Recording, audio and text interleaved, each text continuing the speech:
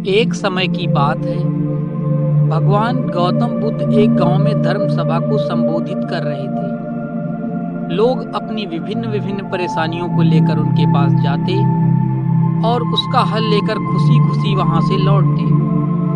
उसी गांव के एक सड़क के किनारे एक गरीब व्यक्ति बैठा रहता था। महात्मा बुद्ध के उपदेश शिविर में आने जाने वाले लोगों को बड़े ध्यान से देखता।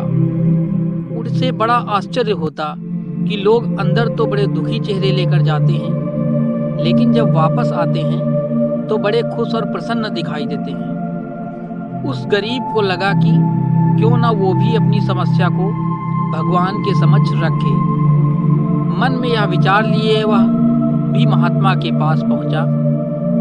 लोग पंक्तिबद्ध खड़े होकर अपनी समस्या को बता रहे थे। जब उसकी बारी आई तो उसने सबसे पहले महात्मा बुद्ध को प्रणाम किया और फिर कहा, भगवान, इस गांव में लगभग सभी लोग खुश और समृद्ध हैं, फिर भी मैं क्यों गरीब हूँ? इस पर उन्होंने मुस्कुराते हुए कहा, तुम गरीब और निर्धन इसलिए हो क्योंकि तुमने आज तक किसी को कुछ दिया ही नहीं। इस पर वह गरीब व्यक्ति बड़ा आश्चर्यचकित हुआ और बोला, भगवान, मेरे पास भला दूसरों को देने के लिए क्या होगा?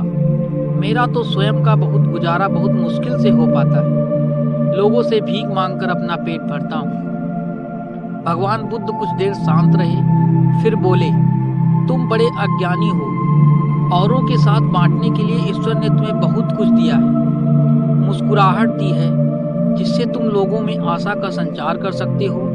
मुख दिया है ताकि लोगों से दो मीठे शब्द बोल सकते हैं, उनकी प्रशंसा कर सकते हो। दो हाथ दिए हैं, लोगों की मदद कर सकते हो। ईश्वर ने जिसको ये तीन चीजें दी हैं, वह कभी गरीब और निर्धन हो ही नहीं सकता।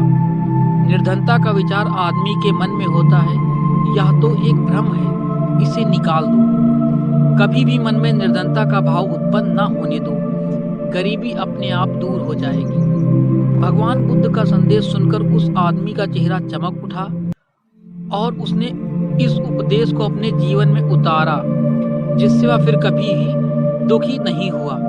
दोस्तों, बुद्ध की कहानी से हमें ये शिक्षा मिलती है कि हम सुख की तलाश में अक्सर मिलने वाले जो हमारे दुख होते हैं, उनमें भी कुछ खुशियाँ छिपी हुई होती हैं जिन्हें हम देख नहीं पाते और हम अपने आप को गरीब समझते रहते हैं, जबकि हम मन से गरीब होते हैं, तन से नहीं। तो दोस्तों, वीडियो अच्छा लगा हो तो लाइक करें और चैनल को सब्सक्राइब करना बिल्कुल मत भूलें।